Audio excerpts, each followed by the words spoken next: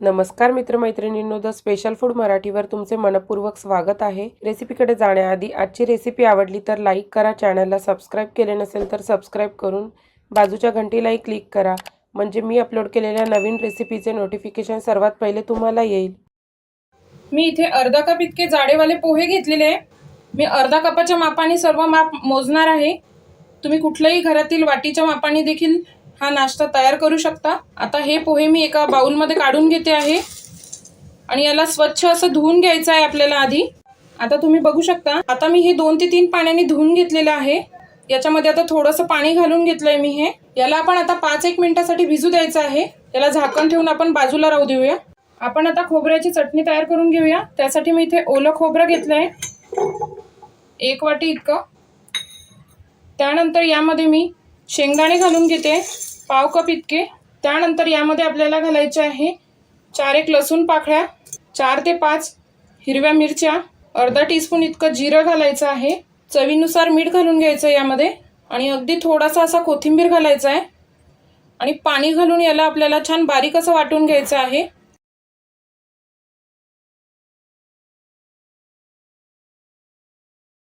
बघा, आता ही चटणी छान वाटून तयार झालेली आहे। तुम्हाला जर वाटलं तर तुम्ही यामध्ये एखादा टीस्पून इतकं दही किंवा लिंबाचा रस देखील घालू शकता, पण मी घालणार नाही आहे हे।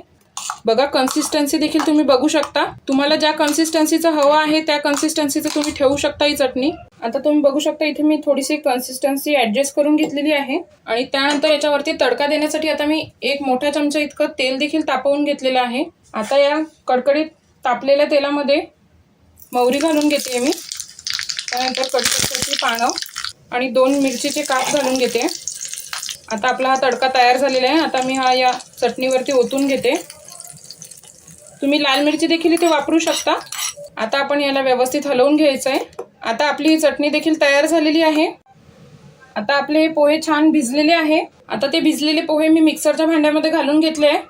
यामध्ये आता थोडं पाणी घालून याला व्यवस्थित असं वाटून घेते मी। छान बारीक असं वाटून घ्यायचं आहे आपल्याला। आता आपलं पोह्याचं मिश्रण जे आहे ते वाटून तयार झालेलं आहे। कन्सिस्टन्सी तुम्ही बघू शकता, अशा प्रकारचीच कन्सिस्टन्सी आपल्याला हवी आहे। आता आपण ज्या वाटीने पोहे मोजले होते त्याच वाटीने आपल्याला रवा मोजून घ्यायचा आहे। तुम्ही जाडा बारीक कुठलाही रवा इथे वापरू शकता। मी अर्धा कप इतकाच रवा देखील इथे वापरते आहे। त्यानंतर यामध्ये आपल्याला 1/2 कप इतकं दही घालून घ्यायचं आहे। तुम्ही ज्या वाटीने माप मोजता आहे त्याच वाटीने अर्धी वाटी इतकं आपल्याला दही घ्यायचं आहे। मी इथं अर्धा कप इतकं सगळं माप मोजलं होतं, त्यामुळे मी इथं 1/2 कप इतकं दही घेते। आता हे सर्व व्यवस्थित एकत्र करून घ्यायचं आहे आपल्याला। दही जर खूप जास्तच आंबट असेल तुमचं तर तुम्ही कमी वापर करायचा इथे।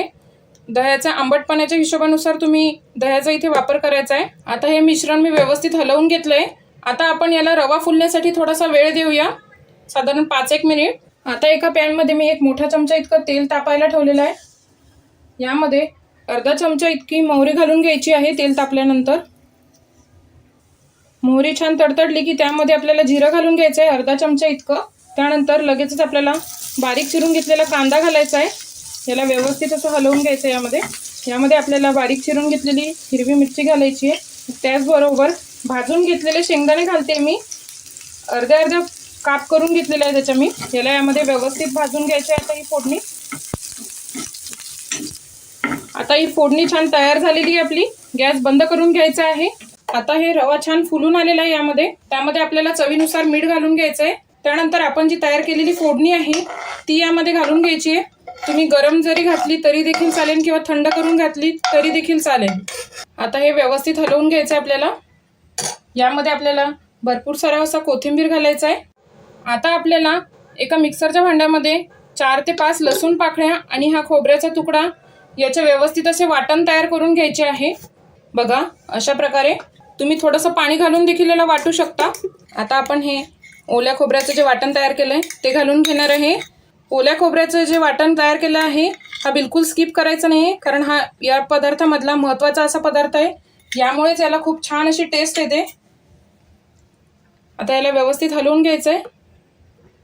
आता कन्सिस्टन्सी तुम्ही बघू शकता, अशा प्रकारची कन्सिस्टन्सी आपल्याला पाहिजे।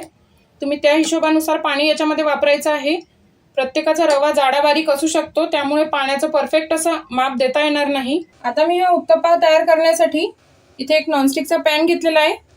मध्यम आचेवरती गरम करायला ठेवलेलं आहे. त्याला थोडंसं अगदी तेल लावून घेते. नाही लावलं तरी देखील चालेल, पण थोडं तेल लावल्याने खूप छान अशी टेस्ट येते. त्यानंतर आपल्याला हे बॅटर हलवून घ्यायचं आहे आपलं. आता 1 चमचा इतकं बॅटर आपल्याला याच्यामध्ये घालून घ्यायचं आहे आणि लगेचच यावरती आपल्याला झाकण ठेवून घ्यायचं आहे. गॅसची आच जी आहे ती मध्यम आचेवरतीच ठेवायची आहे. जर तुमचं बॅटर खूप जास्त पातळ झालं असं वाटत असलं तुम्हाला, तर तुम्ही त्यामध्ये थोडासा रवा मिक्स करून 5 मिनिटं त्याला पुन्हा रेस्ट द्यायचा आहे, जेणेकरून आपलं बॅटर जे आहे ते पुन्हा थोडं थिक होईल. म्हणजे तुमचा उत्तप्पा जो आहे तो छान असा तयार होईल. साधारण 1-2 मिनिट लागतो एका बाजूने शिजण्यासाठी. आणि विशेष म्हणजे यावरती झाकण ठेवूनच आपल्याला हे उत्तप्पे तयार करायचे आहे, नाहीतर हे व्यवस्थित होणार नाही. आता आपण बघून घेऊया. बघा, खूप मस्त तयार झालेलं आहे. याला व्यवस्थित पलटी करून घ्यायचे. तुम्ही बघू शकता किती छान अशी जाळी आलेली आहे आणि मस्त असा गोल्डन रंग देखील याला आलेला आहे. याला देखील मध्यम आचेवरती छान 1-2 मिनिटासाठी शिजू द्यायचं आहे. आता आपण बघूया आपली खालची बाजू देखील झाली आहे का. बघा, व्यवस्थित अशी झालेली आहे. अशाच प्रकारे आपण आता राहिलेले देखील तयार करून घेऊया. अशा प्रकारे आपला खूपच आगळा वेगळा असा उत्तप्पा तयार झालेला आहे व त्याबरोबर चटणी देखील. तुम्ही देखील तयार करून बघा. तुम्हाला माझी आजची रेसिपी कशी वाटली ते मला कमेंटमध्ये लिहून पाठवायला विसरू नका.